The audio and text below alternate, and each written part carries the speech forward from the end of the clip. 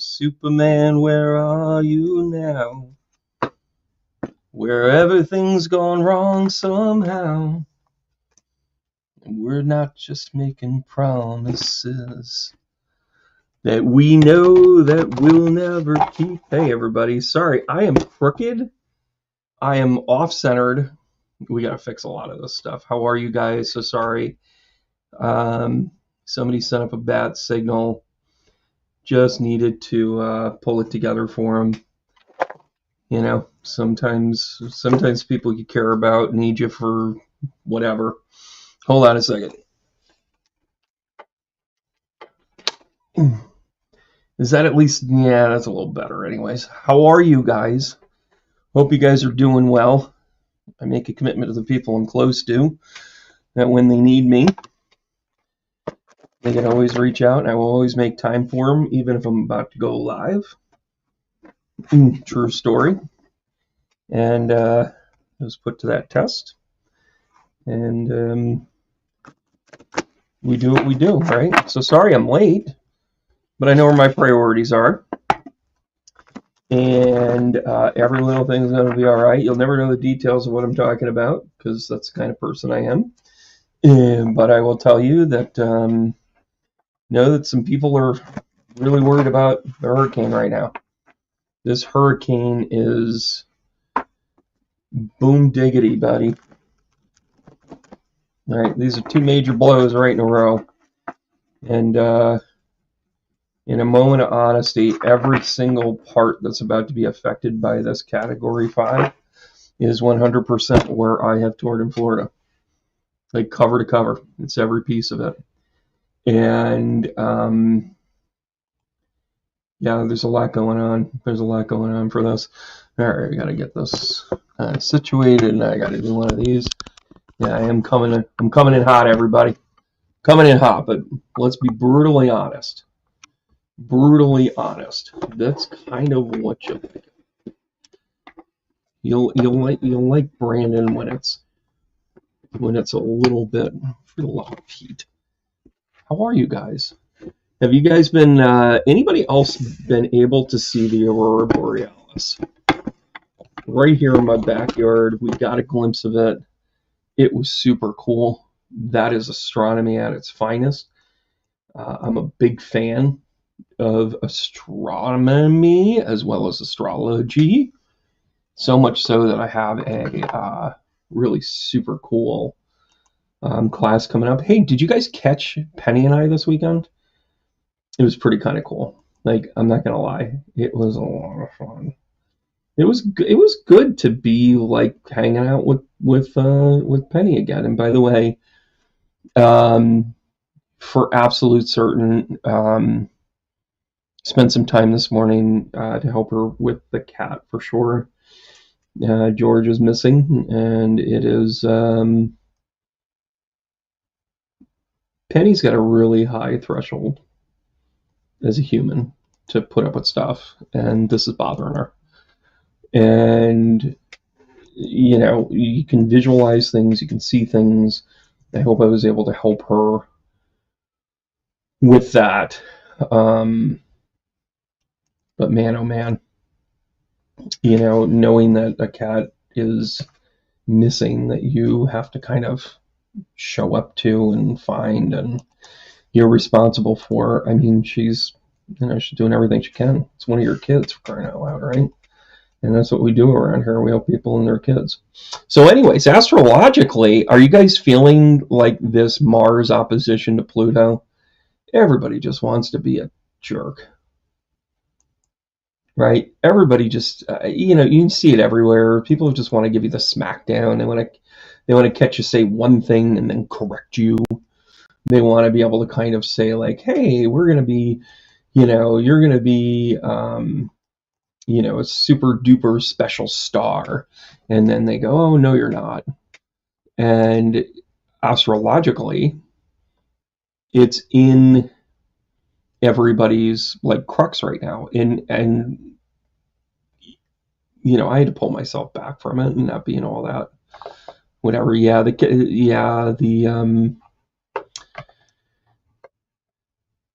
Yeah, worry about George. Yeah, that's a thing, right?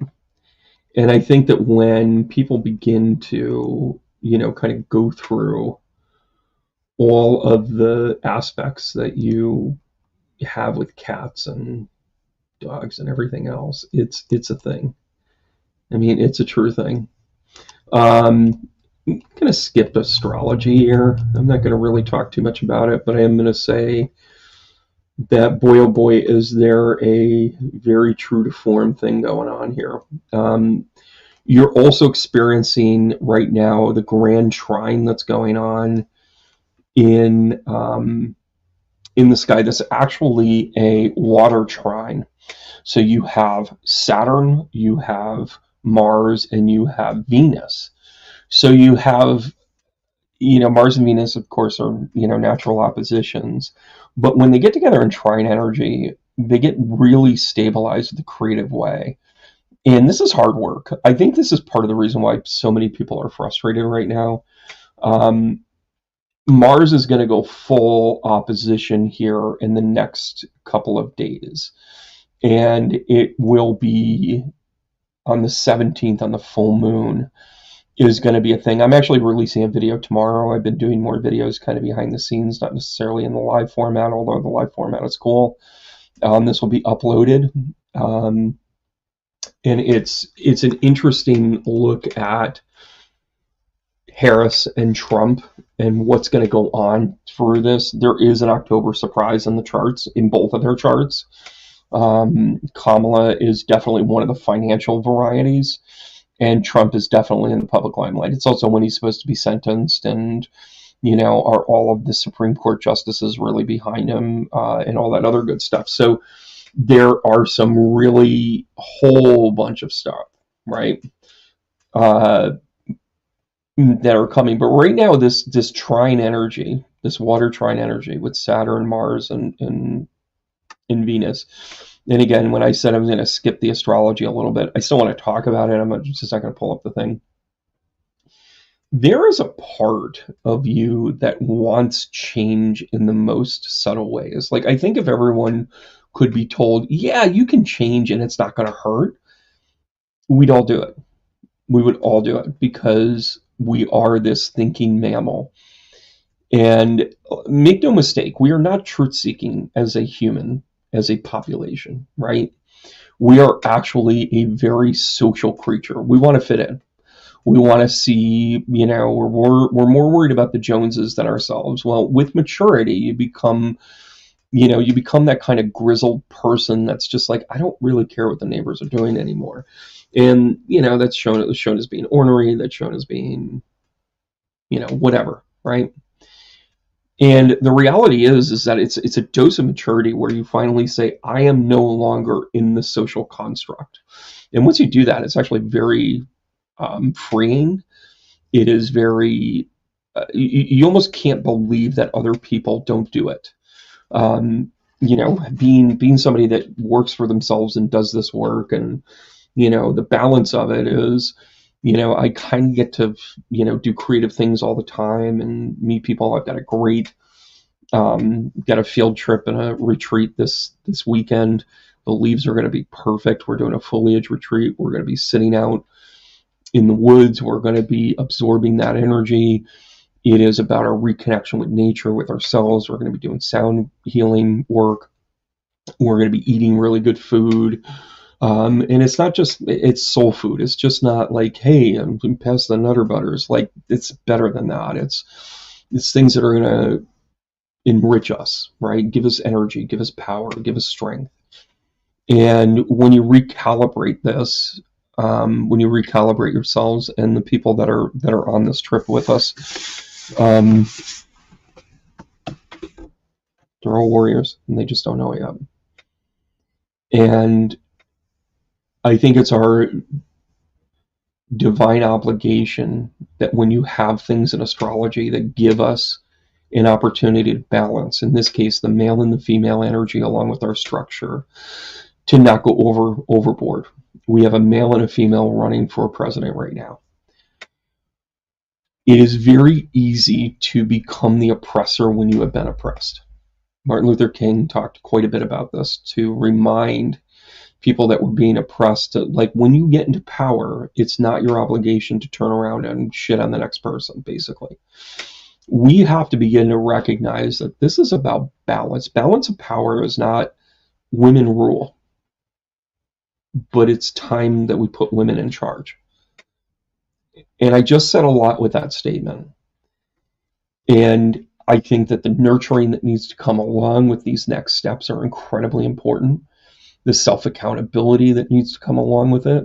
And by the way, we're just getting ready for the age of Aquarius. I'm going to be doing a couple of more videos. One of it is actually the look at the return of Uranus on the United States. And I've got a zinger of a take on it, and I think some of you will smile. In a nutshell, Uranus, if you go backwards, we basically go back to World War II. And its impact on how we influence the war. And then you go back another 84 years, you're in the middle of the Civil War. You go back another 84 years, you're at the creation of the country. And I don't stop there. There are so many other ways that we have to learn from. We have to become a learning creature. We cannot stay ignorant. We're better than bumper stickers. We're better than memes. We're better than snarky arguments.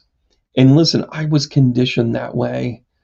If you met me in my upper 20s, I wasn't losing a debate. And I would talk about, things like how the banking industry worked and how this, that, and the other thing. When you start to look at what's been dismantled in this country and you look at what's wrong now, I'm also coming out with another video about the 5 things that the United States needs to do to survive. And I do talk about it in terms of astrology. But I also talk about it in terms of policy. Because we have to start merging this. I think there's a lot of great YouTube people, and none of them, and they're really good astrologers. They know what Mars does. They know what Uranus does. They know what all this stuff does. And I literally listened to this one who was very good, very well produced, simple, but well produced. And she went on to basically talk about how non-biased she was. And then she went on to say that she moved to another country because she was afraid to be in the United States.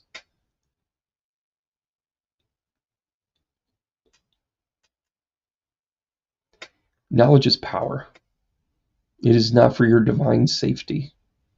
It is not so that then you think this is easy. Quit BSing yourself and saying that you're one with spirit and you're connected and you're here to help people and blah, blah, blah. And you turn tail and you don't know when to stand up. I'm not saying pick a fight. I'm not saying being a warmonger. I'm saying stand up for truth. Stand up for the way that you want this to look for you. Because there is one thing that's very clear about the astrology moving forward. Nostradamus hit on it.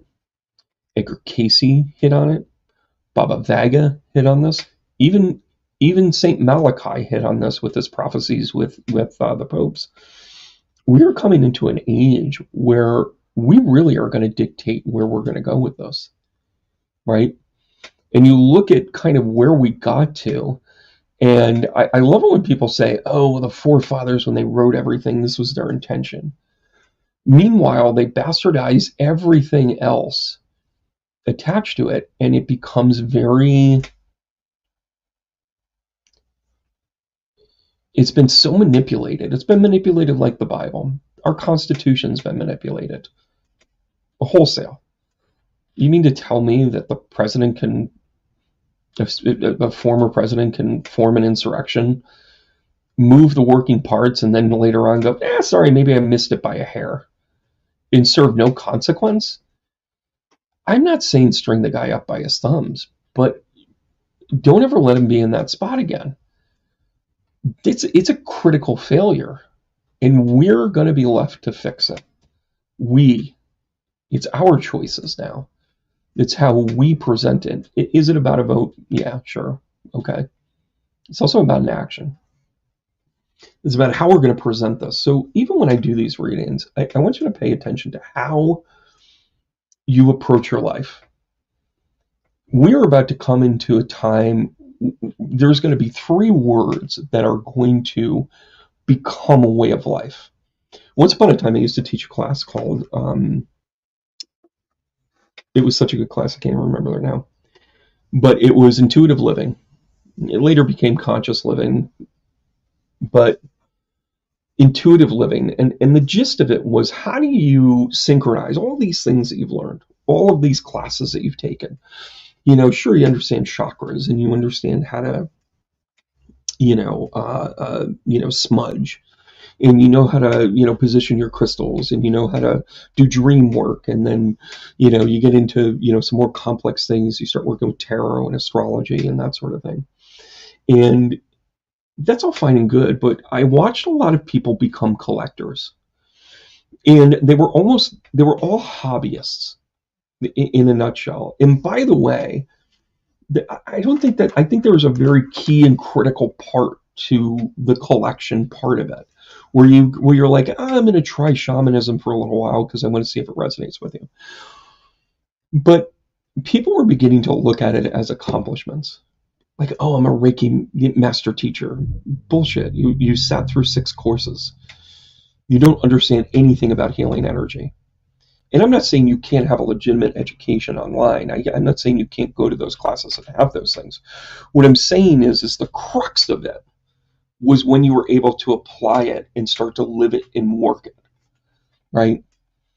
I got a certificate in sound healing, and I know one of my students once upon a time, when I told him what it was, I said, I sat through it because I wanted the theory of it. I accomplished the certificate, but whatever. And he was offended because they wanted to go and do like a weekend and immersive and understand all the tools to it and the frequencies, and really, like, he wanted to be immersed in it. And that was his journey. And they've really embraced it, and they've really gone down a good path with it themselves. But then I also recognize that the part of the reason why I was collecting was because I was going to plug that in other places. I was going to plug it in a retreat. I was going to plug it in with somebody that I know that has cancer, that needs to know that they're going to make it in some way and feel comfortable. And if listening to a drum for 15 minutes helps them, then all of the music stuff I've done all this time makes it worthwhile, right? The caption point for me is the 3 things that we're really going to have to pay attention to is authenticity. Authenticity is such a thing where we're so worried about being made fun of, and we're so worried about being criticized and failing in whatever eyes it is that failure comes in, that we don't ever make mistakes, or when we make mistakes, we work so hard in covering them up. The mistake isn't the sin. The cover-up's the sin. Not owning it is the sin. Apply that to today's politics. The second thing is transparency. I'm trying to do this, but unfortunately I didn't make it. Or I'm trying to do this, and then somebody could say, hey, you're making money at this. And then you're like, yeah, I got to keep the lights on. There's nothing wrong with transparency. You want to know what's going on with the world economy right now? There's no transparency. All of my monthly scripts went up 300%. 300. 300 times 3. Why? Yeah, I didn't feel like covering it anymore. But what did I do wrong? Oh, you didn't do anything. Your plan changed. Okay, well, how can we change it back? Oh, sorry, it doesn't. That's the way it works. But I have to take this. They told me. They were like, if you don't take this, you're going to be loopy. You're going to end up stripping down naked and walking down Central Ave again. Notice how he said again. And I said, okay, well, I kind of need this. All right, fine, I need it. I'll just get it. But for whatever reason, they chose to just say, yeah, we're just going to raise this because now you're committed. Now you have to take it. And we're going to cover you. We're still covered. But we just want to make more money off of you. There's no transparency. There was nobody to call. There was nobody to talk to. Excuse me, ma'am, why is my plan different? Oh, because it's changed. Oh, it changed. Well, what changed in the plan? Well, it's different. Ooh, I see what you did there. You basically gave me a non-answer. And by the way, isn't that the way every customer service experience is? We were stranded at the Baltimore Washington International Airport. We missed our flight. And like a good adventurer, I just got a car, threw everybody in it, hacked up my dad's wheelchair, put it in the back, shoo, off we go. 6 a.m. We're eating breakfast sandwiches on the Beltway, and we're on our way home. And then I call them and I go, we're not going to take the other. We're not going to be able to take the other flight. They're like, well, you deserve a refund. We didn't supply what you said we were going to supply. I go, okay, thank you. Will it come in the form of a credit or a refund? Oh, it's a refund, sir, because legally we can't credit you for this because it's not anything that you did wrong. And I'm like, oh, this is fantastic. And they said, yeah, we're going to, times 5 tickets. This is the difference. Here you go. Going on week 6. But yet I booked a flight and it was out of my account in a matter of seconds. Why do we put up with this? Well, there's no transparency. If you want to get the deal, if you want to get the dollar deal, you got to pay right away. But when they have to do the right thing, they get to drag their feet. But legally, it's just long enough for them to say, are you really going to fight over this? Is this really kind of a lawsuit type of thing? They do just under the radar enough to not get sued and not be held accountable. The third thing that we are going to need to understand as we go into the age of Aquarius is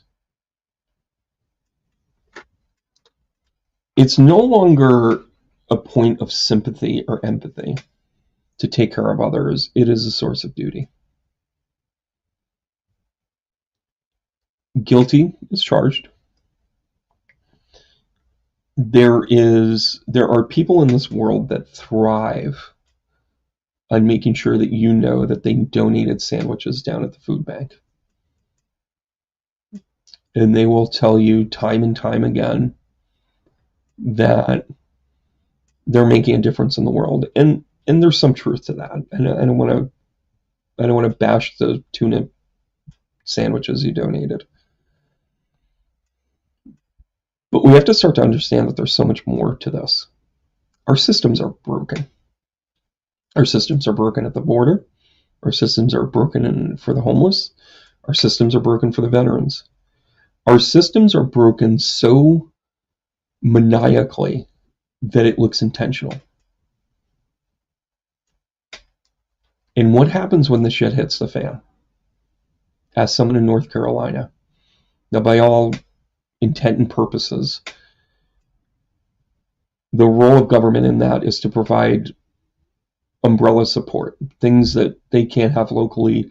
It's an outreach. By and large, it's been going very well. Great. But go back to the pandemic. Go back to when everybody was looking at one another. Is it the people in charge? Yeah, kind of. Is it also the intention of what's going on? When you have two candidates where one of them, when they were in charge to take care of a hurricane, literally said, if you just voted for me, I would have made sure you had the stuff you needed. That works against everything that we've ever talked about. But yet the system is rigged for those people to not receive aid. Thank you very much, Puerto Rico, still suffering. And then for them, to turn around and be like, oh my gosh, well, we have to help Georgia. North Carolina, too. South Carolina will get their due. Florida will get their due. Why? Because you got a 4-point lead down there. One of the most impressive things you can do for yourself, and again, I stopped saying this. I used to say this to people when pre-pandemic, and I'm going to start saying it again, right? Go sit in an ER for 1 hour. For your own sanity, set your alarm. And you can choose to sit there. You can choose to talk to people. You can choose to help a person. Sometimes they're in their own head, and you can tell. You can just tell. You can tell when somebody's sitting there all alone. Their person dropped them off and said, call me when I can pick you up. They're surrounded yourselves with shitbag humans, and they have nobody, and you can put yourself in the unique position to be that person. You want to see your life change? Talk to somebody that can literally do nothing for you. Literally. I remember I was sitting in the ER once. It was my dad had a terrible time. This is before the amputation. It was kind of the last straw for him. It just, the infection was raging, stuff was going on, and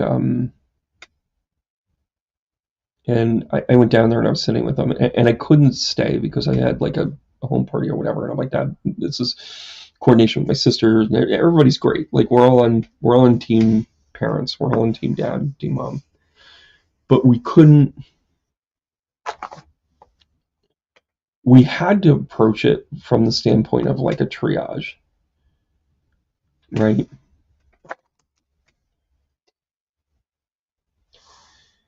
And it was sitting there, and I was sitting there for about 45 minutes, and they were going to send my dad home because they basically knew, we're going to give you this thing that he needed, and then we're going to send you on your way because there's only so much we can do here. There's only so many beds, or so forth and so on. We're a metropolitan city and we've never built enough beds, to take care of the people there. And one of the things that I noticed was there was a woman who was sitting there, and of course we've all got masks on, and it was backed up. Like it was just backed up. And there were 75 people in this ER. Even me sitting there, they even said, hey, listen, if you don't have to be here, if you can make arrangements, if you can whatever. And this nurse came out, she held up her hands, and she said, I want everybody's attention. And I saw the look on her face, and I knew it was bad. This was a night where there was a major accident, there was a gang outbreak, there were shots fired downtown, like just everything. Probably a full moon too, by the way. She came out, she held up her hands, and she says, I have 20 years experience in the emergency room, the emergency department. We are facing a crunch I've never seen before. We are doing the best that we can. Please understand that we are going to get to everybody tonight because that's my job. This is my third shift.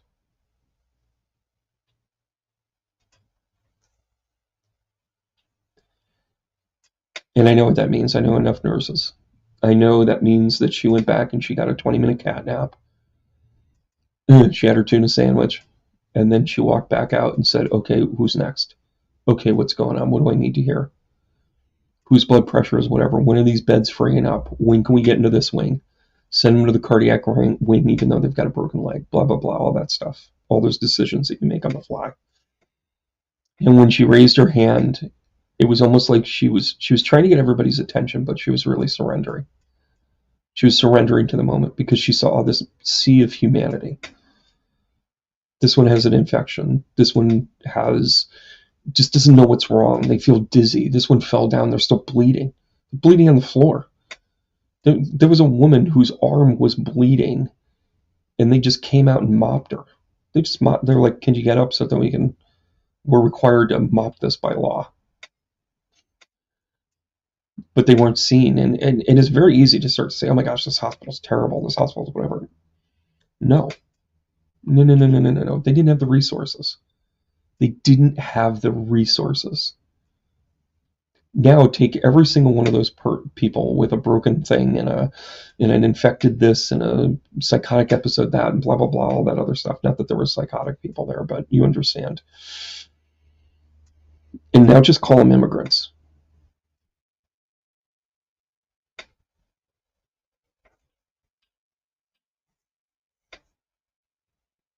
That crazy Friday night in the emergency room was 100% the microcosm of what you see at the border every day.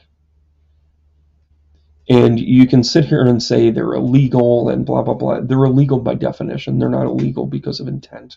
Huge difference. When somebody hires a contractor and doesn't intend to pay them, That's illegal intent. When somebody crosses the border and says, I need help, and you're going to call them illegal because you can't get to them in time, come on, dog. We're better than the bumper stickers. We're better than the memes. This awakening is going to bust everybody's balls. It's going to make you go, yeah, I could have done a little more. Yeah, I could have answered that call. We talk about excuses and we talk about our priorities, and we don't have them. We just don't have them. You know, and people calling out like we need to take care of our own people before we take care of foreign aid. You can do both. You can do both if you're organized, if you've got your act together, if you're not myopic, if you're not trying to go for votes. You know, it's a fallacy to think that we're stuck. It's a fallacy to think that we're not going to get this right. One of the 5 things that I'm going to bring up in that video is that we get really obsessed with the problem. Now, based on that tale, I could tell you how broken the healthcare system is. I could tell you how broken the pharmaceuticals are. I can tell you how broken whatever is. Insert this here. It's broken. And we get obsessed with it. And we get obsessed with being right. We get obsessed with telling everybody, aha! Because in that moment, we've proven a truth to ourselves to be like, I figured this out. Emergency rooms suck. I once sat in an emergency room all night with a swollen leg, with retching pain. My priority? And I'm here to tell you it's still the best hospital I've ever been in. Even though it's 7 o'clock in the morning, I just put on my shoe, limped to my car, and then drove to my doctor's office, who I met there with a coffee. And he looked me dead in the eye and he goes, your leg, huh? And I go, yeah. He goes, you better not have sugar in this coffee. We have a love-hate relationship. But we get obsessed with the problem. We get obsessed with blaming people and everything around the problem. Who to blame, how we got here, who's at fault, who should have been doing something different. You know what we need to get obsessed with? Solutions. If we put as much energy into solutions as we do into the problem, we'd have a half a shot. I want you to remember this when I hand you these cards, because when I deliver these cards to you, you take on the responsibility of what I'm delivering to you. I'm not telling you how to live your life. You've still got to make your own choices. I never take away free will, not intentionally anyways. But I'm going to call you guys out. I'm not just going to tell you how to live. I'm not just going to tell you, here's your grandfather. Put it together. Why are you seeing these signs today? You know, I met with a woman who absolutely, she was a human that knocked my socks off. She knocked my socks off because she hit her nadir. And she cleaned up everything in her life. No details here. And she's sitting there in this void, and she said, I've worked so hard to move everything out that was influencing me poorly or making my bad decisions or making me feel a certain way, that I had to reset and recalibrate myself to understand how I had to approach my life. Like, I had to realize I was in charge, accountability. And she was authentic. And she was no longer obsessed with the problems. These people that we have been outcasting, people that have been in recovery, people that have been in severe grief, people that have been through these things that we go, get over it. It's your fault. Quit drinking. Don't do that drug. Quit dating narcissists and all that other horse shit. Here's an example of somebody that looked at that and said, damn it, I've got to change. I've got to hold myself accountable. And by the way, she accomplished everything. She got obsessed with the solution, not the problem. She took accountability. And let me tell you something, she's one of the most authentic people I've met in some time. And her authenticity has pain, but she doesn't dwell on it. Her authenticity has joy, but she's not a pleasure seeker. I don't know how to say this otherwise. But she's not out just to have fun. It's understanding that when you're part of the synchronized path, it's actually joy. I have a friend of mine who lost her husband. She was actually my teacher. She doesn't know what to do anymore. Together 30 some odd years. She doesn't know where to put her arms anymore. And listen, they became old and ornery and all the things that couples are supposed to do. But the thing that she realized was, she's like, I get why people pass after their spouse leaves. Some people thrive. Some people go, oh my gosh, it's a celebration, because they weren't authentic. And then even in her own words, she was becoming authentic by saying, I just miss him. It's like Norman Thayer is talking about Walter. He's a crafty old son of a bitch. I don't know. I'm introspective tonight because that's the astrology. I'm very balanced, and my structure is very much about the change. A mutable trine with Saturn, Mars, and Venus gives us all an opportunity to find your structure and our balance within ourselves, but change the things that you need to. I never want to go back to a time where I felt less than. I also don't want to go back to a time where I thought I had it all figured out. That's my sweet spot. What's yours?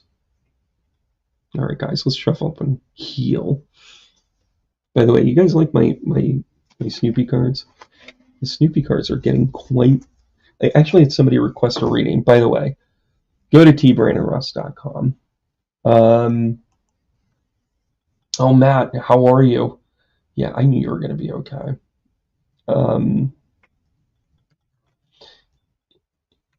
Listen, go to tbrandonruss.com. They have a weekly class. It's on Mondays, but you can get the recording if you can't make the actual class. It's Mondays at noon. We're in the middle of the intuitive development. By the way, guys, you guys are getting the email after this. So sorry. Thanks, Paul. Mary West Hannigan. Oh my gosh. So smiley. Can I share the story about how your backyard had a cemetery? And when I did a home, I was like, there's like dead people back there. It was the only time I actually made a point to be like, you the dead people right over here. I'm pretty sure that was you, Mary. And oh no, we're up in the Adirondacks. I actually filmed one of my cool meditations by the Schroon River, I think, when I was headed up there, Mary. So many people. Matt, I'm glad that you're safe. Florida, give you a shout out. Let's send some energy your way. I'm going to wrap up today with I'm going to do the cards to the hurricane. Yeah, well, let's get a handful of these in. I don't want to make this too terribly long video. I've got a lot of things to get to, and I've got a couple of posts. Yeah, good. Yeah, the meditation from class. There's so many things that we do in those classes. You get like whole packets and tools. It's $44 a month. I also have the Astrology 101, which starts on the 21st of October. This is a great class, and as a matter of fact, the group is actually going to be getting a packet from me that gives you a meditation. It gives you a meditation to your birth time if you don't know it. Kind of need that. And then also a working pack where you start to pull apart your astrology before the class starts. And then we go over bit by bit every single week, like kind of what each one of the planet placements do, how it sits into your houses. So you understand astrology for your sake, not getting overwhelmed with what's going on in the world and everything else, but it just boils it down to your stuff. So at the minimum, you learn how you tick, how you react to things, the things that you have to pay attention to. We also talk about at the end of the class how transits work. So then you understand when Venus is over your sun, your natal sun, like how that's going to affect you and that sort of thing. Super cool class. So you really kind of learn that. Yeah, it's super cool. Super cool. I love what I do. I love what I do. Who's the Sagittarius? Yeah, Janice. Janice, are you Sag? Yeah, Opie, what's going on, kid? Is today the day? Well, listen, Opie, I understand. I'm going to address this. This is exactly what I'm talking about. I should make time for this. So this is why it sucks. This is why death sucks. Just on the surface, right? You take the good, you take the bad, right? He's trying to figure out how to live without you, and you're trying to figure out how to live without him, right? He's trying to figure out how to be dead. You're trying to figure out how to live without him.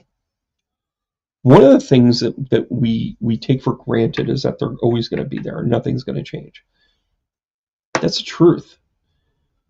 We totally have to adjust. So what is that adjustment? And by the way, you are being asked to adjust when the one thing that was in your life is gone.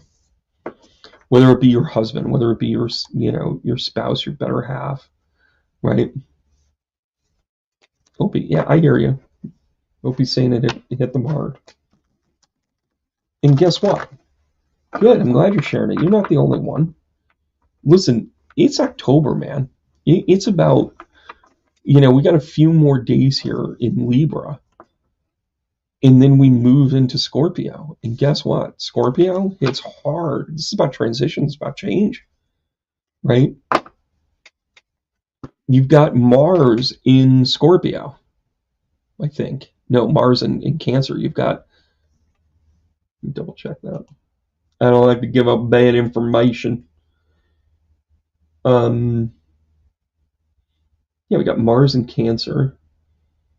And then we have Venus in Scorpio, which, by the way, is very much the three. Whenever you talk about the trines, it goes by the element, and you take the words directly associated with the signs, right? So you've got Cancer, which is nurturing. You've got Scorpio, which is rejuvenation, right? And then you've got Pisces with creativity. So this is about nurturing, resurgence, and creativity. Those three things is how you approach it. So, Opie, change something about your approach.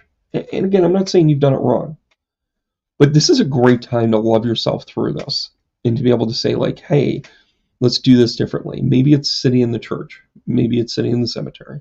Maybe it's sitting on your back porch with the coffee. Yeah, here we go. What's the A connected here, Opie? Mars Cancer with your Libra Mars. Yeah, so you're feeling a little more alone. Opie is paying attention to, hey, Patty, how are you? Mars in Cancer squaring Libra Mars. So, Libra Mars is very much like, hey, we're going to fight to connect, right? You're going to fight to, be that good partner and to be that, that person that says, hey, somebody else doesn't have a sandwich or somebody else doesn't get a fair deal. You're going to say, like, hey, I'm going to make sure that you do that. Oh, Amanda, good to see you again. Good to see all you guys. We're going to do this. Oh, look at this. Behave. So, Opie, here's some messages. Here's a message from your loved one. I got to figure out my bearings here. We are upright over here. That's how it came out. Oh, hey, Janet. Let me circle around you here in a second. I believe you said it was your husband, Opie. Here he is, King of Pentacles. So, I have to go all George Harrison on you, but here comes the sun. He is basically telling you, listen, hon, you're still alive. This Three of Wands is about travel. Get out there, live a little. Now, travel doesn't mean that you have to gird up your loins and, take off to the other side of the world. It could just mean going and visiting people. It could just mean going 2 towns over. It could be saying, hey, I've always seen the sign for that restaurant. I'm going to go see it. And then, of course, see the King of Pentacles, and guess what? He is providing for you still. The King of Pentacles from the other side. And by the way, look at all this yellow. Look at all this healing energy. You should also note too, Opie, that you've come a long way with us. Because I'm going to pull out the Six of Wands here. Oh, with the Sun. I'm going to tell you this right here. Good man. Good man, did the right things. Might not have been famous, but was in the trenches and did the right things. The Six of Wands is about a realness that gets to the people. Right? Patty, I see you. What did I tell you about the journey? Maybe it is being a fool. You get 2 journey cards here, Opie. Come see us. I don't know where you are in the world. Opie, where are you in the world? You can even be general. You don't have to give us your full address. I'm not sending you flowers. Not yet, anyways. Guys, I'm not sad. Donna, I appreciate that. Donna, I love you. I'm not sad. I'm choosing to be blunt and direct, which sometimes comes across abrasive and sad. I can't save everybody. Neither can you. High Priestess comes out. Bing to the bam. Hello? Paging Dr. Freud. Right? The sun will come up tomorrow, and he's reminding you, do the right thing. He's telling you to get out there and see the world. It's a fool's journey. It is the journey. It is the entire reason why you tune into me. What's the story Brandon's going to tell today? Here it is. The King of Pentacles and the High Priestess, man, did he like you. Thought the world of you. Thought you were the spiritual guidance between the two of them. I'm going to go work. You're going to nurture. I don't mean to be Edith and Archie here, but there's a little bit of that traditional relationship between the two of you. He's reminding you of this right here. It's a beautiful day, actually. You're in Ohio. Oh, he was in Aries with a Virgo moon, made you laugh every day. Oh, that takes a special. Apparently, Opie, you were going for sainthood. All right, here we go. Messenger, Sirius energy, bringing harmony and balance. Here we are in Libra season. Handing you everything right there, Opie. My gosh. So what signs did you see today? Signs from loved ones. And you know what? I have not done a signs from loved one class in a while. Thank you guys for reminding me. So I'm going to do that. Yeah, come back. Hit my website. I'm gonna load that in today. I'm gonna find a spot on my calendar. I've got a few more things I gotta put in. But I'm gonna do a signs from loved ones class, and my subscribers, you know, those of you that have the Super S, I want to hear some of your signs. I want to bring you guys on for that. If you're willing. No, I don't want you to be like, oh, run away. But I want to take a few volunteers to talk about, you know, some things that we've kind of lost. And honestly, guys, what's really kicking my ass right now is this new 300% raised medication that's just not working. It's just not. Like, I'm fine. I could just not. I can do better in other ways, and I shouldn't be relying on medication.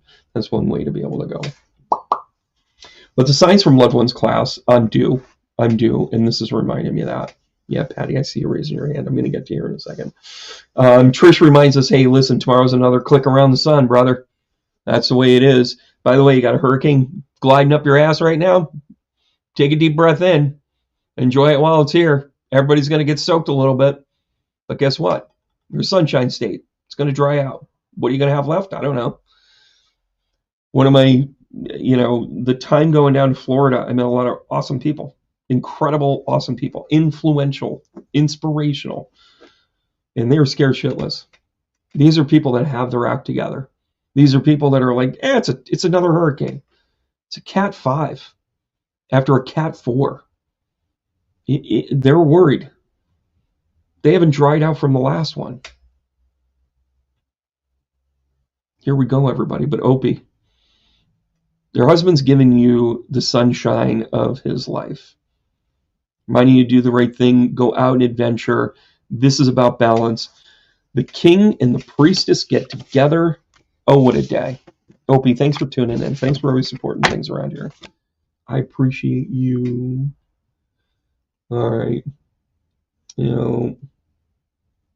Thank you. I'm no longer hung up on how many people are on the channel. I just want the right people. Yeah, Gina, I thought about you being up here. I hope somebody can batten down your hashes there. Right? Mm. Yeah, Ray's bringing up the idea of with prayers, light, everything else. Yeah, rumor has it Trish will be in next Tuesday's class. Gina, listen, if Gina, shoot me a message, because if I know where you are, a lot of people that I know have evacuated, though. That's the whole thing. I know where you are. At least you're a little more central, right? Yeah. I wish I knew. I wish I knew. I knew some people that were around there that could at least run up some shutters. Rumor has it Trish is going to start hanging out at classes again. I thought I'd put that one out there. Relocation successful. Yeah, for sure. We're gonna go big here a little bit. So Patty had a question about family. Oh gosh, family's always a family. All right, here we go, kiddo. All right, this one's for you, Patty. So we got the Four of Pentacles coming out here. This is about hanging on to things. This is also about a decision, a fork in the road, if you will. This is the Two of Wands. And then, yeah, here we go. This is a pain in the ass. That's what's going on here. Oh, Patty, I wish this got better. So here we go, from left to right. The Four of Pentacles is hanging on to something. So this is a failure to change. So there were probably times where you could have done something different before and you chose not to, or they chose not to. Whatever it is, somebody's stuck, right? So when you kind of get into this kind of modality of like, oh no, we're going to stick tight to it, hang on to it. The Two of Wands is also kind of saying you got to make a choice here. Even though you didn't make a choice here, you can't hang on to the old ways. This is actually a growth card, but I'm going to tell you there's so many things that you have to grow with that it seems like it's a burden. So you don't just have one decision, you got 5 decisions. So this isn't 2, this is 2, meaning pick one. And the 10 isn't 10. These are 5 choices. Boop, boop. So this is a culmination of a whole bunch of stuff here. Right? All right, here we go. Oh, 10 of Pentacles. Kind of a good card. Kind of a super duper card, to be honest with you. Kind of a little bit of like, how do you do? Oh, there we go. Got to take the high ground on this one. I think somebody's in charge here, whether it be in the family or the decision making, and it's kind of letting this go. Oh, Patty, I'm sorry. I love this spread. So answered by the Peanuts gang here, you've got the 10 of Pentacles, which is, this is about money. There's something about money here. There's something about wealth, time, management, resources, something along those lines. You have the 7 of Wands, which is the higher ground. You're in conflict, but somebody has the higher ground. Somebody's kind of like a, it's the, if you're a Star Wars person, you say, no, Anakin, I have the higher ground. Don't go jumping over the top of me. I have every advantage here. Don't mess with me. And then you have the Judgment card, the 2.0 card. This is a transformation. And quite frankly, this is transforming it so then you guys actually learn how to operate differently. So it's not a burden anymore. This is about changing your dynamics so you begin to realize that change is possible. This is a new everybody, by the way. Yeah, Patty, I think I'm resonating quite a bit here, right?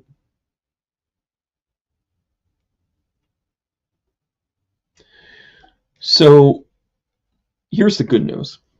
Here's the good news. It's going to change. I'd love to be able to tell you it's going to be okay. I can't provide your happiness here, but I can tell you that what you're going to see here, oh yeah, you're breaking ancestral wounds. That's what's going on. Star ancestors, hidden secrets, lost wisdom. Look a little deeper. Expect an aha. Expect your own October surprise. when you find out some stuff, when you find out some junk, maybe the judgment card isn't. So when I teach tarot and people pull out the tarot card, the judgment card rather, in tarot, everybody says the same thing. It means judgment. Nope. Judgment is actually a small part of it, but it's actually about discernment. It's actually about being able to culminate where you're at, taking all of the aspects of all of the things that you have done, and excuse my French, but fucking learning from them. This is about cleaning up your act so you can hold other people's accountable for their act. This is about you saying, what do you need from me? And these are my boundaries in which I can provide it. So much of our own unhappiness is that we just try and fix things. We just want it to go away. We don't actually deal. This is forcing you to deal with it. And let the lesson be that we're not going to let that sit back anymore. Patty, I think you can do it. I actually think you're going to do it in a way that you... Listen, the ancestors just chimed in and said you're it. The ancestors literally just said, like, we see you. We know what's going on. There is, the proverbial elephant in the room. We have swept so much under the carpet that it is now Mount Carpet in the middle of the room. It's a big giant whatever. And now they're also saying we've got your back. I don't want to say it's going to be easier, but it's going to be easier than what you think. Put together the plan, and if it fails, you at least know you've done your job with it.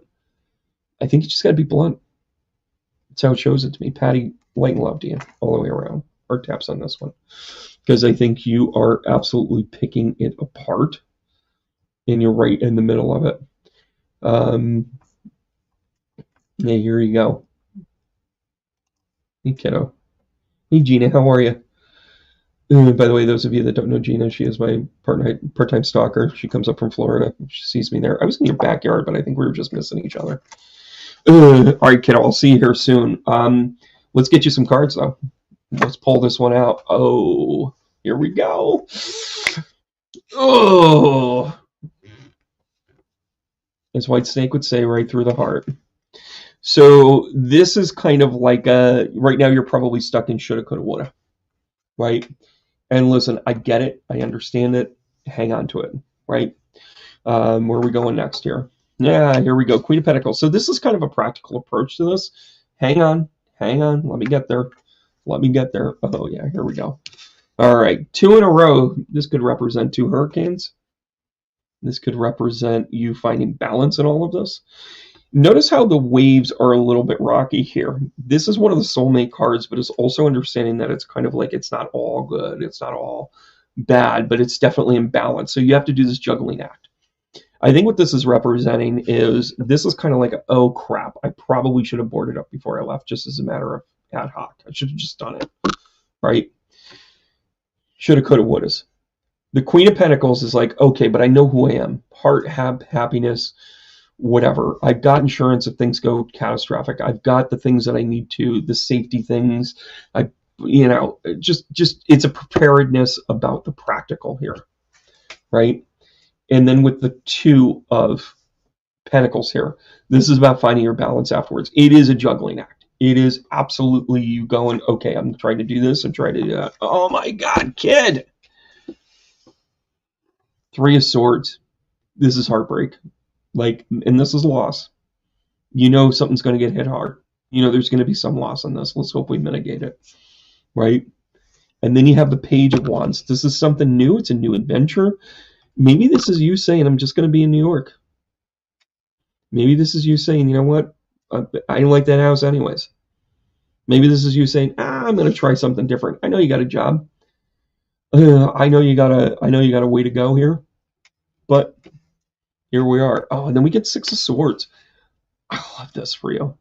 By the way, 2 boat references here, because the 6 of Swords in the traditional tarot is the 6 swords in the bottom of the boat, and it's traveling from choppy waters to good waters. So listen, every little thing is going to be all right now. Here is the way that this is going to lay out to you. Clearly, there's parts of it that are going to stink. And clearly, you're going to make some changes here, but you've got you've got a foundation to work with here. That's the good news. The bad news is that you're going to be your hand's going to be forced into something new. The Page of Wands is actually kind of a very optimistic card, especially in this placement. The Two of Pentacles is kind of like, okay, what am I going to do? How am I going to do this? Yeah, Gina, listen though. This is her sitting in the middle. This is Mom. This is Page of Wands. This is you getting through this and going, all right, Ma, you're coming with me when I go traveling. All right, Mom, we're going to go do this. And by the way, this is about the journey. There's something purposeful here with her. And listen, tell her to get on the second floor and be safe, right? It's how you approach this stuff. And you wish you could just drive down there. And by the way, you already, strike me if I'm wrong, but I think you already calculated how far it would be for you. I think you thought about driving down there and going into the storm to go get her, because that's you. And yeah, you've got the love. 1,229 miles. I have a book and a YouTube channel. I travel the world. You got the love, Hadarian energy, codependency, and boundaries. Maybe this is just something she's supposed to go through herself. But that doesn't mean that you don't have a plan for Saturday. That doesn't mean that you don't have a plan to get down there right after. I know that they were closing airports. I know that things were, I got the notification, to say, hey, everybody's okay, we can't allow you to go back in, and that's just where we're at right now. And that's okay. So, and I am, listen, I can't do false hopes and promises, but Gina, I think Mom's going to be fine. I think Mom's going to be okay. I think that she's going to have everything soaked and wet and that sort of thing. It'll be, her biggest struggle is going to be to find dry clothes, because shit's going to hit the fan a little bit. And she'll be remarkably better than what some other people might be going through. But you got this, kid, and so does she. And listen, you're going to have ways to connect with her. I think she's going to have internet before she has phone. So get her on the Facebook stuff, and make sure you guys can message and call on that.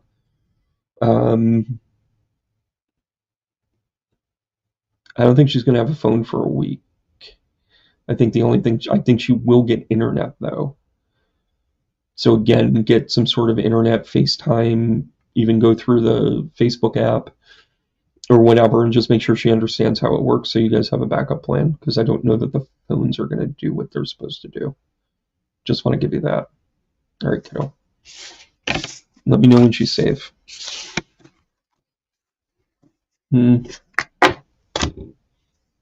I mean, good to see you. It is good to see you. You put a tracker on her yesterday. Okay, good deal. Good deal. And I hope you have battery packs and all that stuff. That's what I mean. I think you did everything preparedly for this for her, and preparedly for where you are. I love you too, Gina. You're the best. I know you guys are going to get there. I know how much Mom means to you. I know how much I only hang out with rock stars, kid. Right? You got this. All right. Where else are we going with this? We're having a day, aren't we? Yeah, right.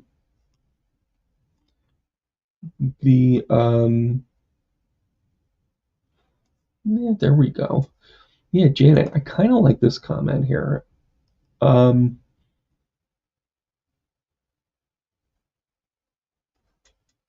Your MC in Scorpio. So, do you have any planets there, Janet? And by the way, I absolutely love this. And I'm 90% sure you're in the class already, but we need to make sure you're in there. Tell me what you need for it. You're in. Based on this, you're Sagittarius and you're Pisces of Sun kind. Are you Sagittarius Sun and Pisces Moon? Oh, that is an excellent That is a mutable. That is a squaring of a squaring here, right?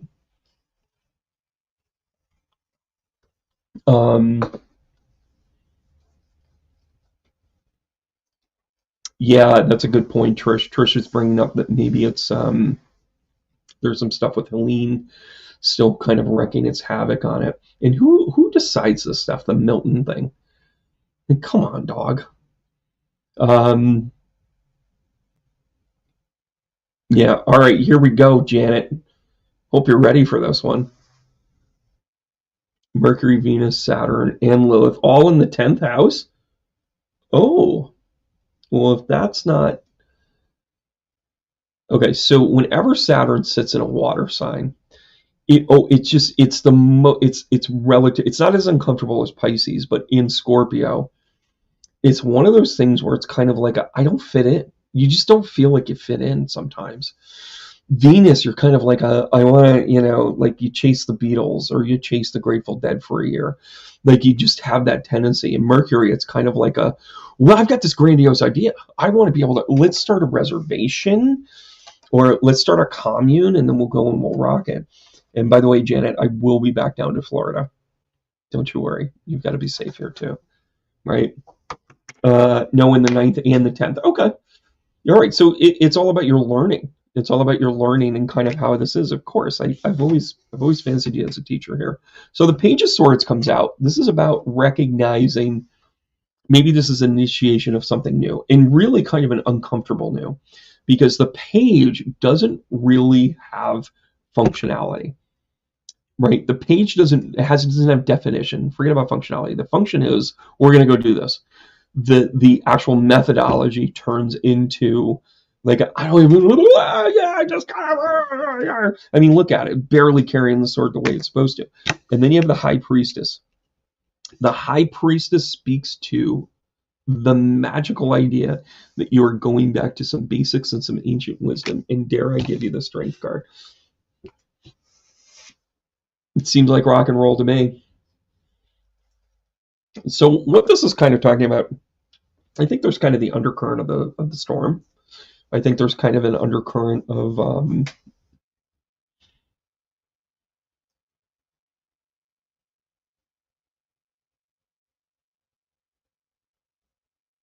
you've been afraid to take a challenge. You've been afraid to take a risk.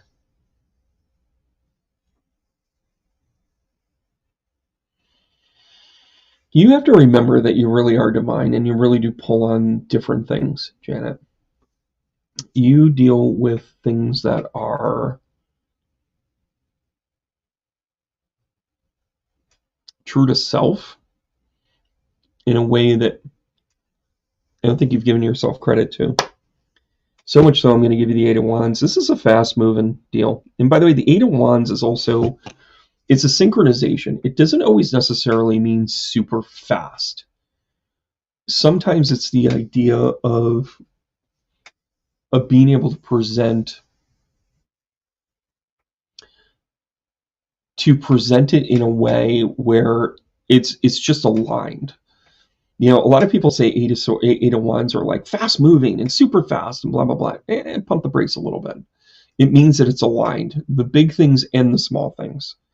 It can also mean that as well. Now, it might seem like it's moving quicker because you're like, oh my gosh, I'm usually doing the heavy lifting and I'm usually doing A, B, and C, but guess what, kiddo?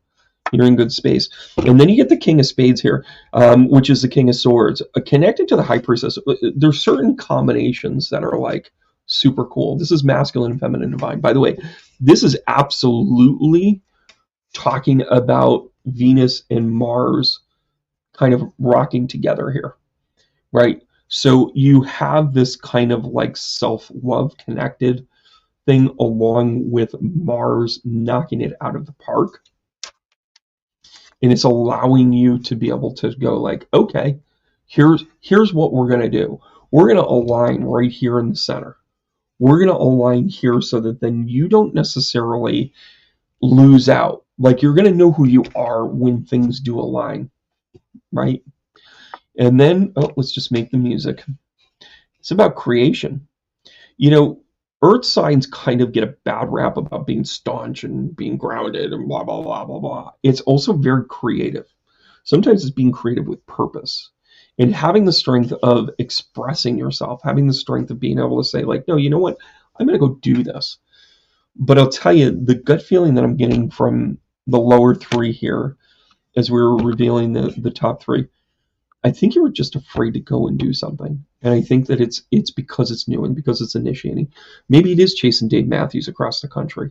Maybe it is going to see that thing that you want to go see. Whatever it is, it's kind of like it made you pump brakes because it's so new, because you're not really sure.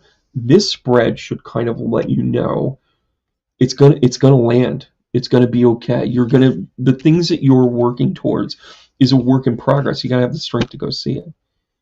The quickest way to become unstuck is to look at it from a different point of view, right? I'll talk more about that here in a second. Deep love, mother's milk, birth is a portal. This is about rebirthing. This is about you doing something different.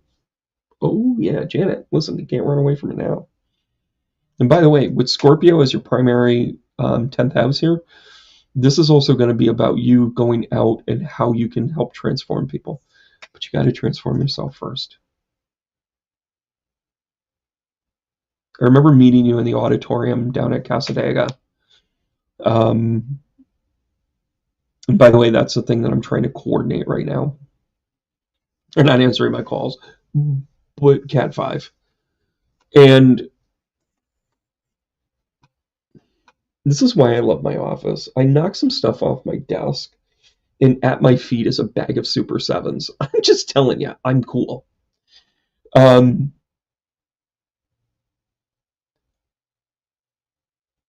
Your journey here is very connected to this. And I remember meeting you and thinking to myself, like, you're a person of the world. Like, this is one stop on the tour for you. So go tackle stuff, kid. You're going to meet awesome people. And by the way, pick up the phone and just say, hey, I'm coming into town. Let's go grab something to eat. I need a place to crash for tonight. And I'm not saying you're a vagrant going from house to house. What I'm saying is you bring joy to people. Yeah, it's the Capricorn rising. So you talk yourself out of things. And by the way, very Cappy. Cappy Cap. Cappy Cap. Capricorn rising. Maybe it's about creativity. Do you want to do like performance art? Is that what this is?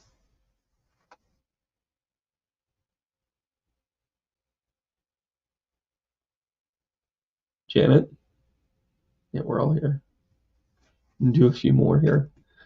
Yeah, Trish, I think that there's the electricity. Janet, Trish made this comment, feeling lots of electricity and mole out, more widespread than Helene. Yeah, this is going to be a big deal. Hey, Patty, how are you? Good to see you. Melina, thanks so much for sending that her way. Warren, Warwin. Yes. You're in Cape Coral? Is that what I'm seeing here? A friend in Cape Coral. They can't get out due to traffic. Yeah. This is the other thing that, people, and Opie, you were bringing up the canals there with the flooding. A lot of people don't understand this. Like, you get 2 days, maybe, as a warning. You got to get your shit together. You got to pack. You got to do those things. And even if you're efficient at it and you're on the road in 6 hours, you are meeting mass traffic at some point. And you got to pick your poison, and you got to gas up, you got to fuel up, you got everybody trying to swim in the same direction, and it's not easy. It's just not easy. And that's the way it kind of rolls, right? Us up here in the Northeast, we're like, why don't you just leave? Why don't you just move? No. Florida's a beautiful place. There are some incredible people there. There's also some assholes. But where else are you going to go in the world where you don't find that? Right?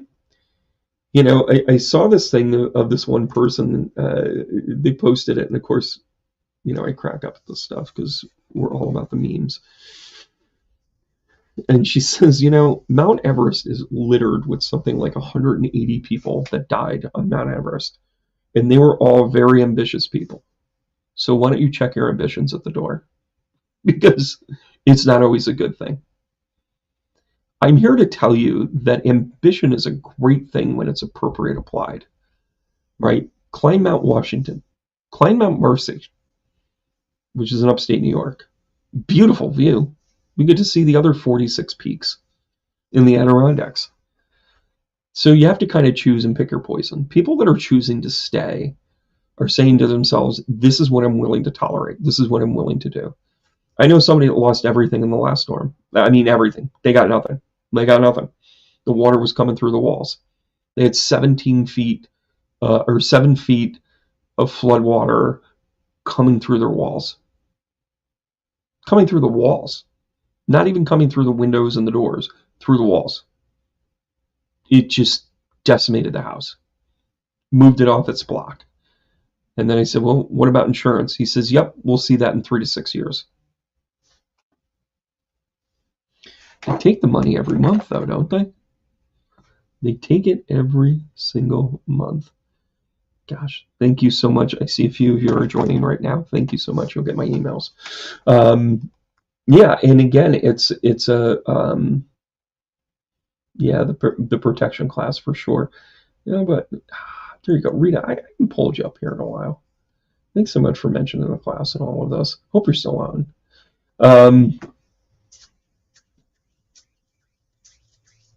Here we go. Can live where most want to go to vacation. Yeah, right. What's kind of cool. Well, actually, and Janet, I'm super grateful that you're there because every time I go, you're going to know I'm coming. All right? It's a good time. Here we go, Rita. So do I not give you draining workday? Well, let me pick you up here, kiddo. The Nine of Pentacles comes out. Practically perfect in every way. It's the Mary Poppins card, followed by the Temperance card. Now, the Temperance is about your balance. It's also about doing some undercover work here as the Three of Pentacles comes out. What this is telling me flat out is you got to get back to your personal balance. The Three of Pentacles is kind of behind the scenes. It's slightly deception, but it's not really deception. It's more of, I don't need to tell you what's going on right now. I don't need to say to you,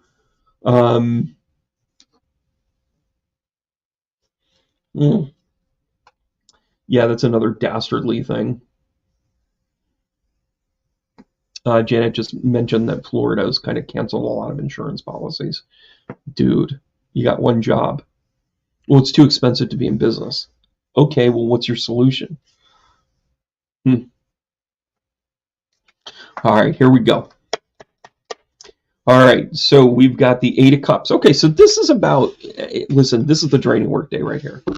When you get the Nine of Pentacles, when you're like, hey, listen, I almost got it right, I'm moving and grooving, but then you have this in essence, a lost card. The Eight of Cups is kind of like, I'm missing something here.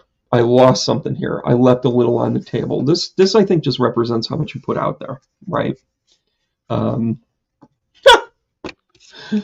Temperance. You can't make this stuff up. So I think what this is really kind of leading to is the idea that sometimes, and again, temperance has a lot of indicators for things like self-medication, lack of balance, but it's also recognizing that there's divine work going on in this human plateau. I think this is the reason why you got one down below and one up above is you probably helped some people that you were just like, oh my gosh, I'm here to change their life, aren't I? I'm going to go ahead and help that person along. And then you got the Three of Pentacles along with the Ace of Pentacles. Did you apply for a new job? I'll wait. I think you might be looking at what else you can do, a different job within the company. Maybe you're looking at this as in like, hey, I'm really good at this. I do all of these things for this company. But maybe this is a dynamic. Maybe this is a dynamic that you're going to be able to kind of stand alone and you're going to knock it out of the park for yourself. That's really cool. That's super cool. Here we go.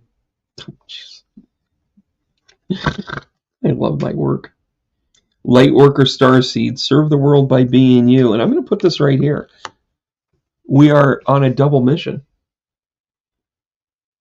My work unit is changing on 10/24. Well, son of a gun. You're on a double mission. So what does a double mission mean? Oh, God. I don't want to tip my hat. I can't give away all my secrets. Yes, I can. It's transparency.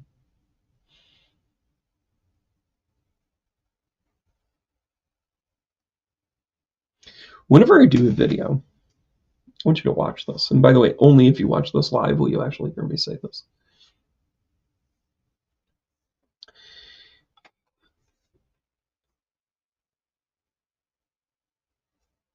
Every single time I talk about things, and sometimes it's kind of like disturbing and dispiriting, and listen, when you look at the opportunity that certain politicians have had that haven't taken it on, it's just disappointing. It's heart-wrenching to watch somebody have everything in the palm of their hand and abuse it at every chance they get. It's also heart-wrenching to know that there is a fait accompli at the end of certain things. But what's our role in the moment? I got bad news for all of us. None of us are going to make it. Not one of us. In the history of the world, not one person is still living forever. Why would you? Why would you? I'm going to tell you why, because you're on a mission. And sometimes that mission is enveloped in a work unit that is just suspect. And you're surrounded by people that are, it's kind of like they give you the token person that that you can work with, where you're like, oh, hey, Rita, you're friends with Diane. We're going to stick you and Diane together. And then you're like, oh, great, that's fantastic. And you also have to babysit the Three Stooges. And you're like, doink! Right? And then all of a sudden it becomes a double mission, because then you're just like, we have to figure these guys out and do our own work, because that's the way that efficiency really works when it comes to human resources and restructuring. How do you reposition it so that everybody flattens out? It does two things. Let's be brutally honest. It keeps everybody on a level playing field so that nobody is too far ahead. So raises don't have to happen for 18 months. Second of all, you also have to efficiently know that the weakest part of your company needs some help. And this is a great way to present it. It shouldn't affect anything else, but it does. We all know it does, because you're inefficient, because you have to figure out a new thing. As a double agent in this type of situation is understand, I would ask yourself why this is happening. Not necessarily to you, but why is this happening, period? What's your goals into this? And once you start to understand what those things are, then you can kind of coach the Three Stooges to success, or you can manage them out. One of the things that I always used to talk about as a consultant, you have to either manage them in or manage them out. You have to give them opportunities to shine in the spot that they're in, or you have to say, this isn't the job for you. And in the sales role, that's kind of a fair statement. If you're in the administration pool or contracts or accounts payable, that's not really fair. Either you can do the job or you can't. It's kind of either you have the tools or you don't. But in the nuances of sales, you have to kind of like know what you're dealing with. If you're given an opportunity to help somebody, do you take it? If you have an opportunity to mold somebody, I give this example. By the way, thank you, Rita. Can't wait to see you here. I give this example, and by the way, in that intuitive development class, in that intuitive living, which I think I'm going to dust off. I think that's going to be my January class. It's called Intuitive Development. It's called Intuitive Living, where you get in touch with all of the things and all the tools, and you do this really cool part where you take an inventory of all the things that you've learned and what you remember from it, and how you kind of work with it, and what you actually apply from it. Like you could have taken 100 chakra classes. How do you apply that? Oh, well, I work a lot with my center, and I work a lot with whatever. And you have to realize, like, why you took the class. Was it for your own journey? Was it to help others? And now, how do you turn that into something where you're working with greater good and you're working with those things? It takes a high emotional IQ in order to get there. Anyway, so here's the question. And it's a classic moral dilemma because we think that we're opening up a gift. And I'm going to tell you, why would Spirit give you more things if you can't handle it? If Spirit sees you turn tail and run, why would they ever give you more? You know, it's that old adage, Spirit only gives us what we can handle. God only gives us what we can take, right? All of that stuff. It's all in that kind of like linear category of thinking like I'm only human. And that makes sense, right? When you start to work with all of your six senses, when you start to work with clairvoyance, when you start to work with clairgustance, when you start to work with a clairsentient to be able to feel the room, you know, when you have a claircognizance and you know things before they happen, like Jedi reflexes, like you just know, right?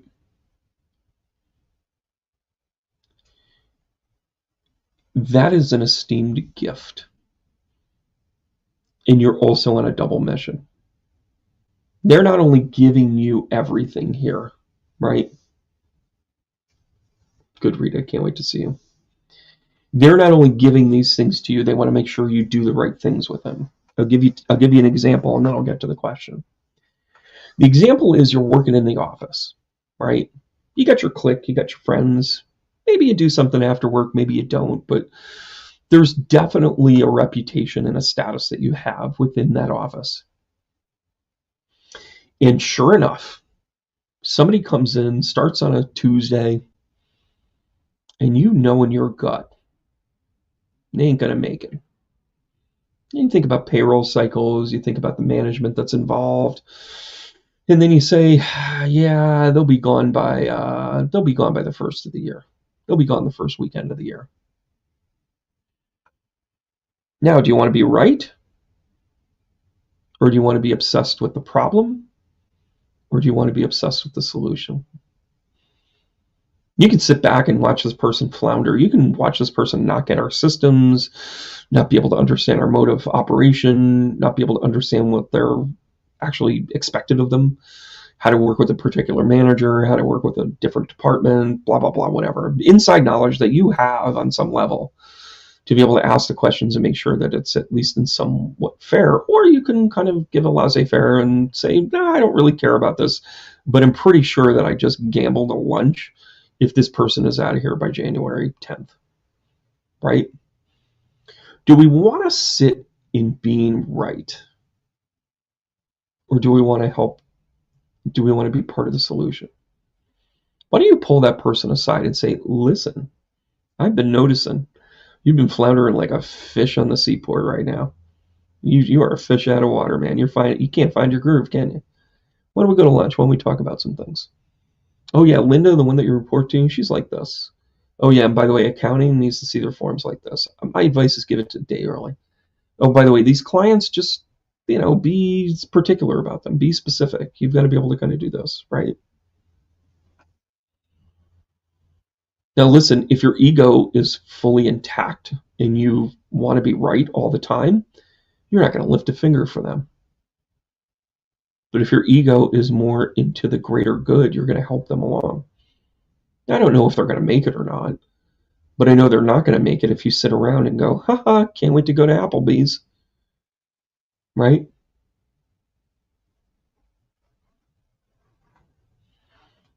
Here's the dynamic. Are you going to use your gift to try and help people, or are you going to try and use your gift to be right? Your development matters into this. Now, one of the things that I talk about in intuitive living, and it's a really specific problem. You have been given the gift of claircognizance. You know things. And when you see this little boy, you know they're destined for greatness. You know that they're intelligent. You know that they are part of something bigger. You know that they are going to make an impact on the scientific community, up to and including a cure for cancer, a pragmatic cure for cancer. But they're a toddler. They're 3 years old. They're wandering around like it's nobody's business. And they get a little too close to the road. And in that moment, you realize this person is destined for greatness. But then they show you that if this child wanders out in the middle of the road, gets struck by a car, ends up in a cast, they will not be able to play sports, and therefore they're going to read like a maniac, and they're going to learn as much as they can, and they're going to do things out of a wheelchair for a year, and they're going to learn to adapt, to have an understanding and appreciation because of all the doctors that they see, that they're going to want to be on the cutting edge of cures and getting to a solution. But here you are with your ego to grab them and keep them from walking into the road. Uh-oh. Things just got real. I'm not suggesting you push the kid in front of a moving car. That's sadistic. But we have to understand that our own free will and our relationship with the universe matters. Who are we? What are we about? As you develop, as you become, these are real important things, because let me tell you something. I have been faced with them, and sometimes I've chosen poorly. I've lost people because of it. And not in the physical sense, in the whatever sense.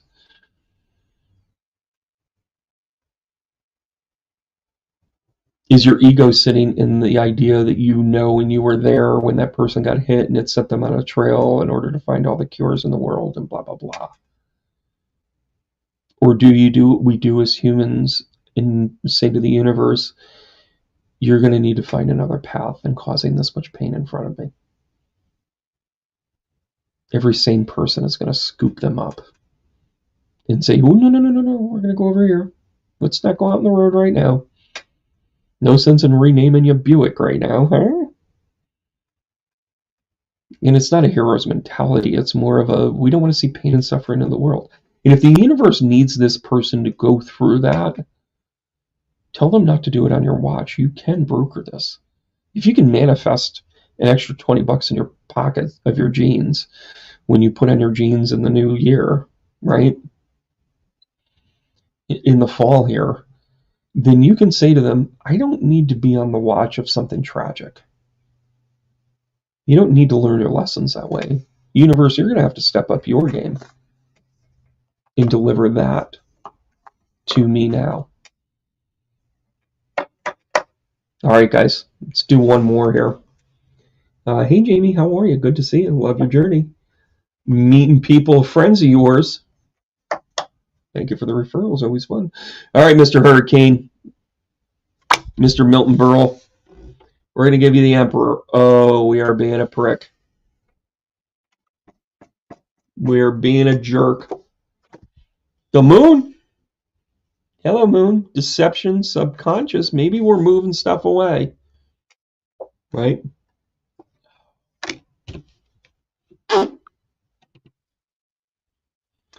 Well, shit.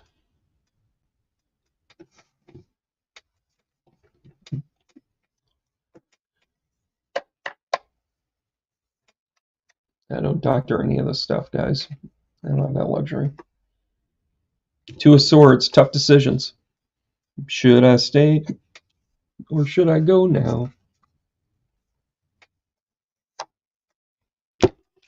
This is nature being nature, everybody. How about this? All right, here we go.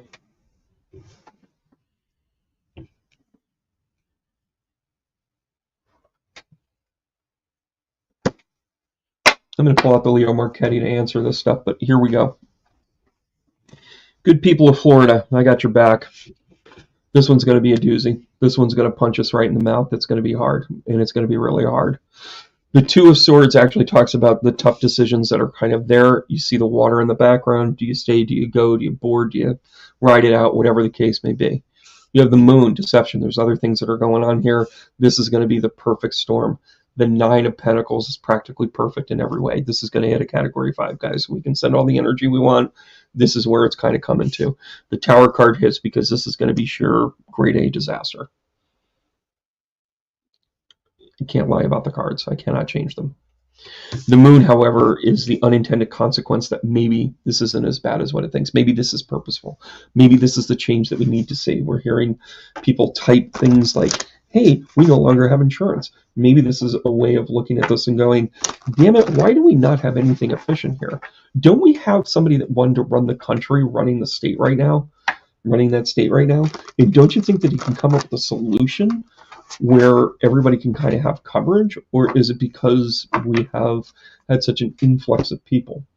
We're going to divide this up into the 1, 2, 3, 4, and we're going to take the fifth one because we're looking at a 5 here, and we're going to go right on top. All right, here we go. We are in paradise. We've got the 4 of Wands coming up here. What I think this means is that I think this is going to be very much kind of a this is going to be an historic storm. I think we're literally going to talk about this and say Katrina has been replaced. I think Hugo has been replaced. I think that is where we're going with this. By the way, when you're talking about tragedy and injustice and natural disasters, up is down and down is up. Let's keep going here with this one. There's going to be some people left out in the cold. I think this is going to be exposed as something of the people of the haves and the have-nots. I think this is going to divide the state even more than it already is, and I think it's going to be very much a conversation. And by the way, don't be surprised if Donald J. Trump talks about how they're going to need more time for votes and they're not going to give it and blah, blah, blah, and all this other good stuff. This will be a grift in this. That's part of this right here. Hot damn.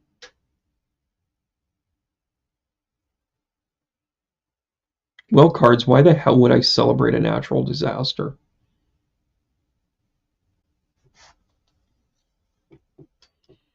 Maybe this is about our opportunity to be humans. Maybe this is about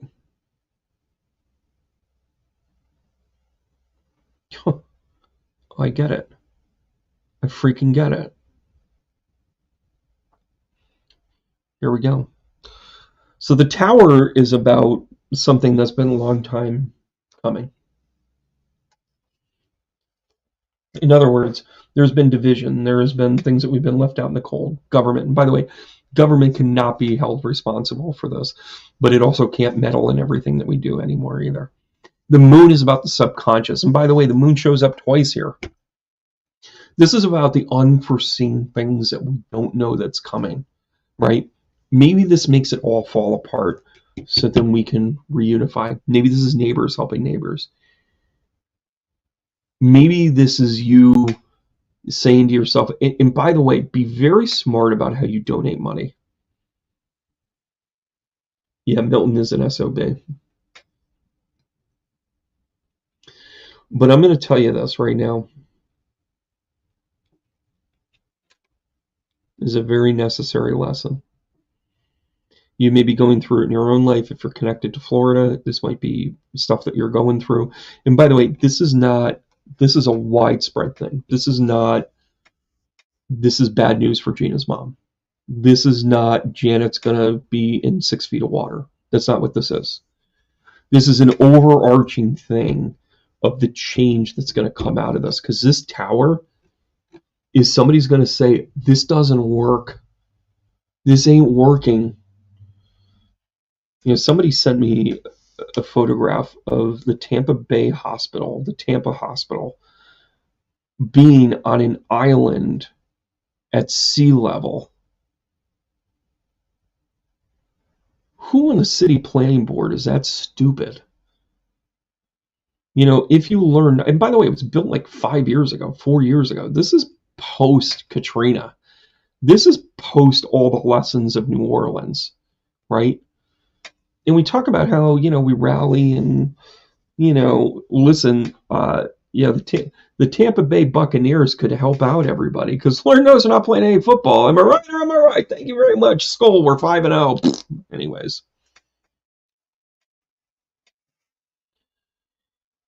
We have to look at it differently, right? And is this everybody coming together? Is this like the subconscious of saying, I remember during the pandemic when I was sitting in a 2,500 square foot house and I hadn't seen a person in a week.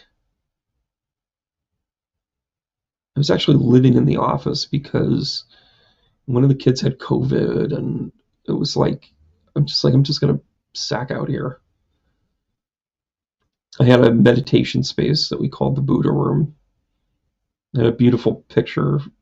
It was a 19-year-old artist. She was super talented. She went on to, she's doing interior design work now. She's awesome. And she painted this picture of Buddha, and I slept under Buddha. Okay, so it's older than that there. Okay, thanks for the clarification there, Trish. But like, at what point do you say, oh yeah, sea level's good? Like, and you can say, oh, it's because of the convenience. You can get there from Clearwater, you can get there from Largo, and that sort of thing. Keep people safe. But anyway, so I stayed there for a couple of nights, and I literally hadn't seen people in days. Like, nobody. Things were shut down. People weren't coming in for readings. I hadn't done a show in a month. And I thought to myself, this just sucks. Cutting me off from people.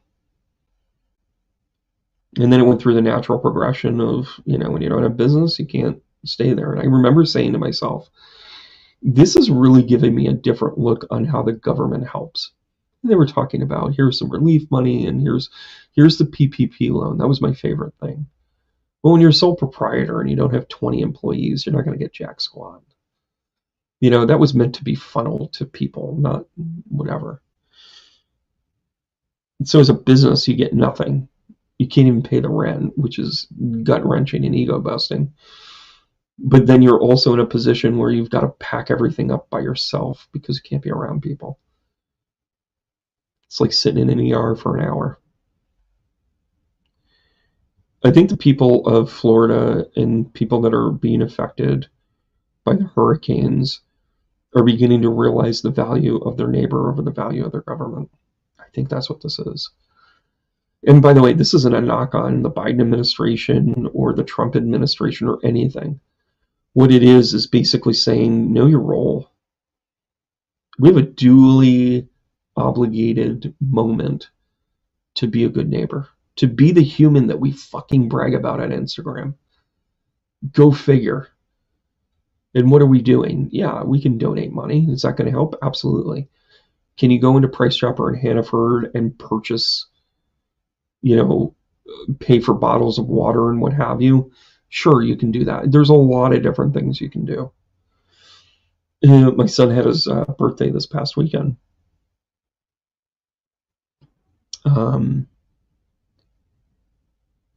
And he, it's actually the anniversary of a pretty famous missing persons case too, because I got a thank you note from them. Everybody involved in the state police and whatever got a very nice thank you note. I thought that was kind of cool.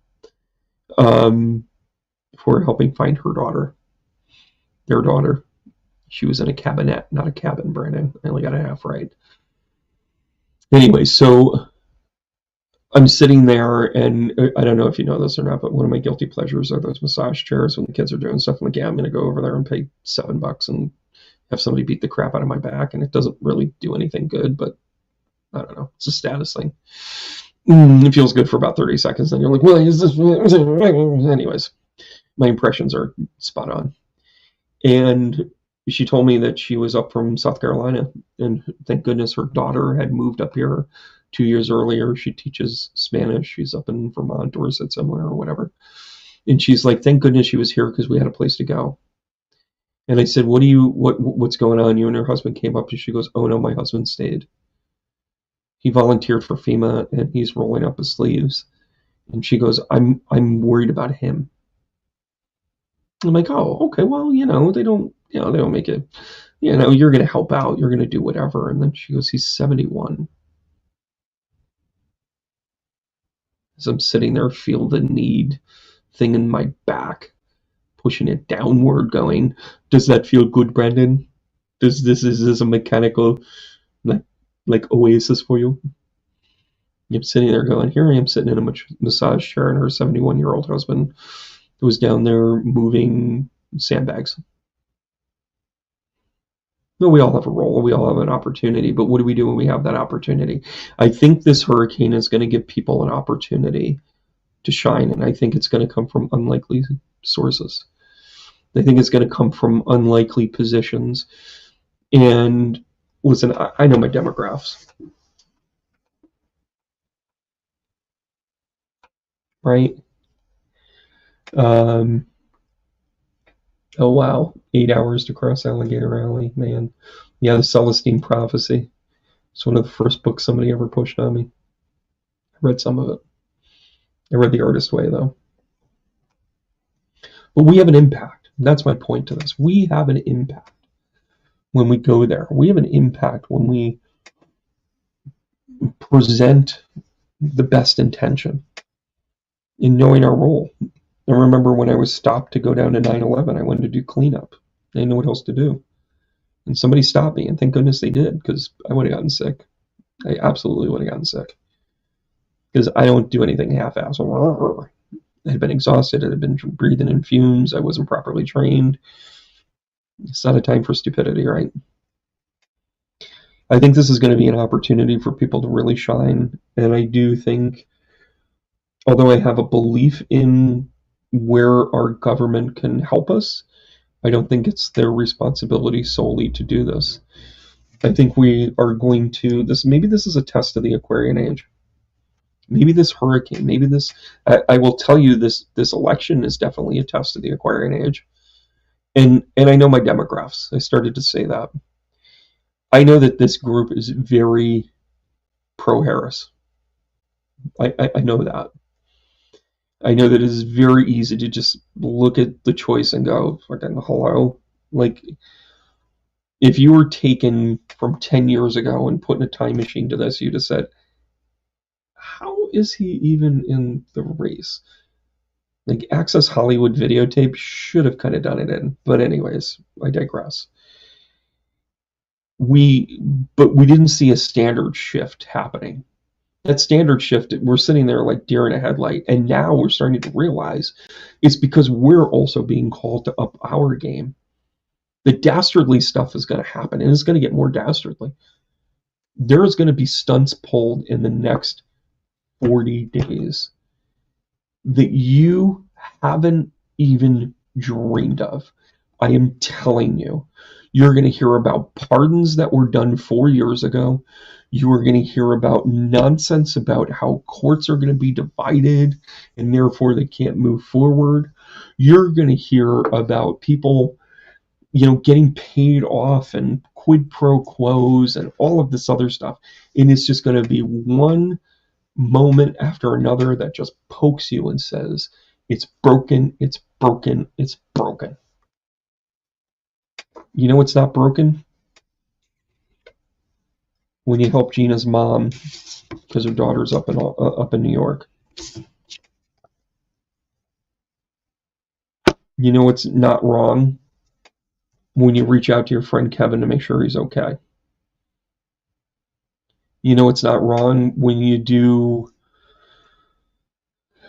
push bright light towards this hurricane so then it reduces, so then it hits the unpopulated areas. So what can you do? What do you do? And then it's, what do you need for the rebuild? I've suggested to more than one person, get in the car and drive up here. Just come up here. Where am I going to stay? I don't know. We don't have a hurricane right now, though. Go figure it out. Got a retreat coming up. It's not about feeding all of the homeless. It's about feeding one homeless. It's not about feeding one person that's hungry, or 20 people that's hungry. It's about feeding one. That's the thing. We keep thinking that it's like, oh, well, it's just me and blah, blah, blah. And by the way, it's not one of these. It's not like, so I helped somebody today.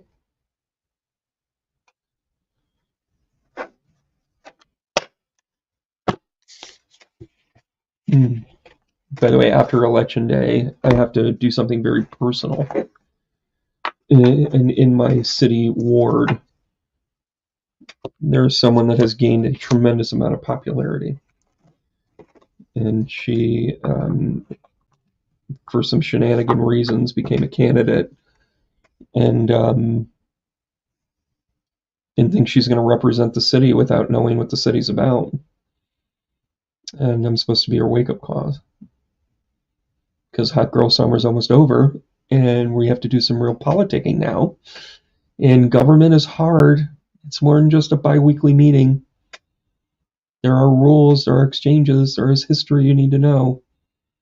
And you cannot be in a political position in the town that I'm in and not know Virginia McDonald.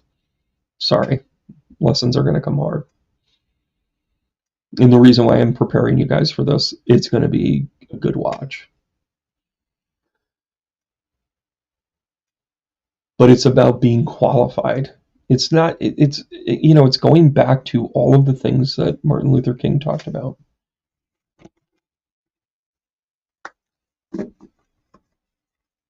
Let us judge people on the content of the character, not the color of their skin. That also means not their social status. And by the way, you know who can say that? A guy with blonde hair and blue eyes. Because that's actually how we make this needle move. You know, if a minority continues to say, a minority in any way, shape, or form, continues to say, I need to be heard, it's up to the people that are in charge or the people that have the perceived advantage to go, they need to be heard. They need to be seen.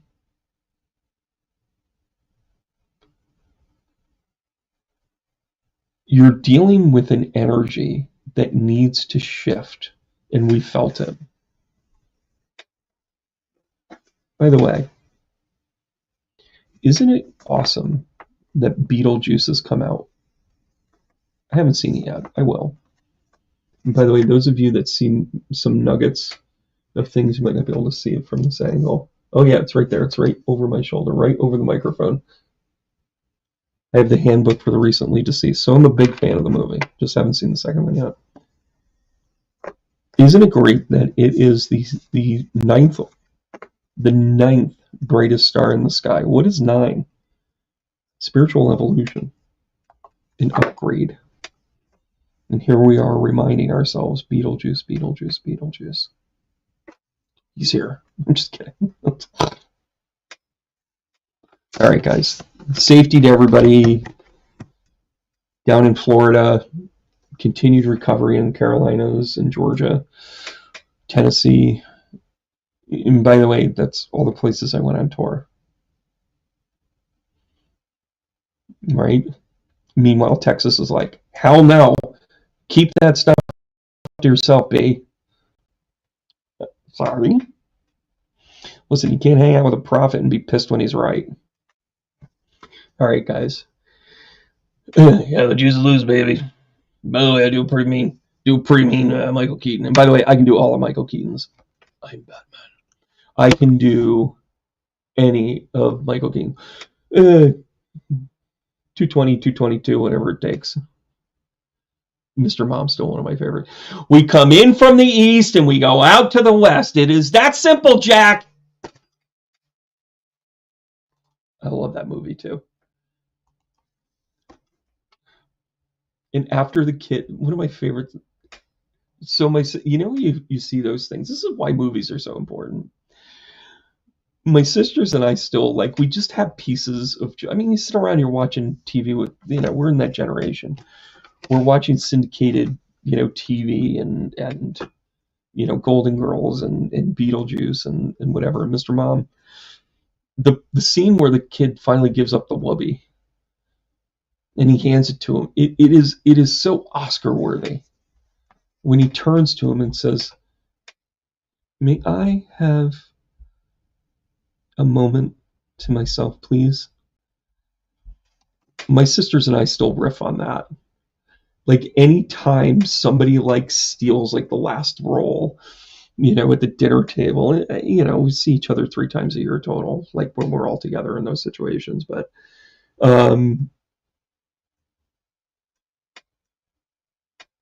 oh, Janice, you're welcome. Thank you. but like those are the things that like nobody can take that away from you. Nobody can take that away from us. Nobody can take away. Oh my God, there's so many things where this is a funny story. My sister Natalie will like be pissed that I'm telling this, but probably not. So we used to. My mother like firmly believed that there should always kind of be like candy on hand. See also all of our weight problem. But she would have like hard candies, so it would be like, peppermints or whatever. Well, it was near Valentine's Day, and she had those hearts. They were little hearts. I haven't even really seen them around anymore, but they were little cinnamon hearts, and like it had like a bite at first, but then it kind of whatever. And we were both going for it one day, and there was just a little bit left. And I took the whole handful. She goes, "I can't believe you're going to eat the whole thing."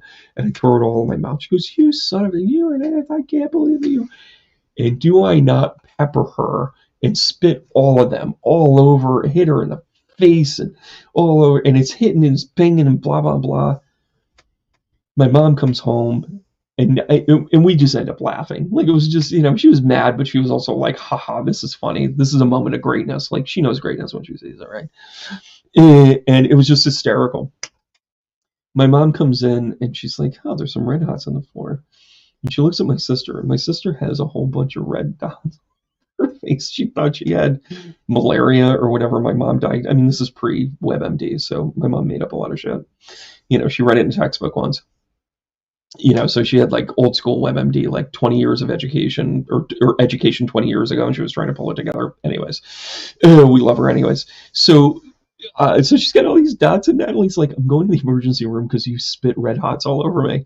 So that is kind of the running joke, where it's like, so every once in a while, you know what, I'm going to do this. I know she doesn't watch these to the end. Like she might be like, oh, it's my brother. I don't need to hear him. Love it anyways. So I think what I'm going to do just for funsies is I'm going to wrap a box of red hot. I've got to find them, and I'm going to send it.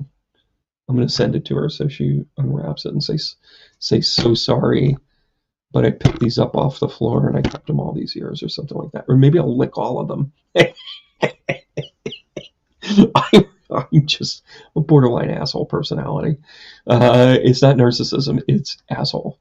But that's our sense of humor. Like, hey, I licked all of these for you, just for old time's sake, just for funsies. Anyways, guys, thanks so much for being part of the journey here. Heart taps. I'm going to try and do one more live this week, but we got people coming into town. We got that sort of things coming in. Thanks so much. Look for my video. I'm actually going to do my outro to it, and then I'm going to get it posted. And it is a comparison of basically from here to the election for Trump and Harris, so you can take a look at it. I'm not taking a look at the vice presidents. I don't think that they are necessarily an impact now, but I will tell you Vance is here for the long term, just to let you know. That doesn't mean that he's winning anything this week, but it's a big deal. But the reason why I brought up the whole idea of the Harris supporters, et cetera, start to have understanding for people that have been brainwashed. Give you guys a heart tap. Thanks so much. Stephanie, thanks for tuning in. Kelly, good to see you. Rachel, thanks for adding in. Patty, sorry I didn't get to everybody again, but Jenny, good to see you. Janice, yes, thanks so much. Florida, stay safe. Love you guys. Heart taps. See you next time. Take care, guys.